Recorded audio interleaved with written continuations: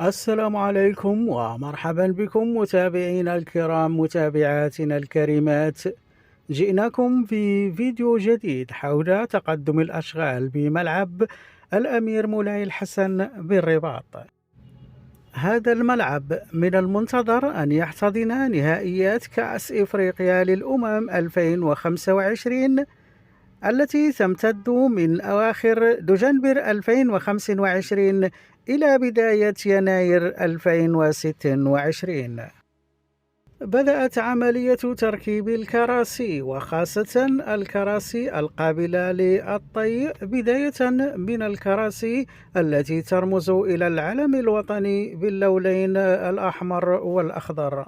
بالإضافة إلى ذلك تستمر عملية طلاء المدرجات بمادة الإيبوكسي العازلة.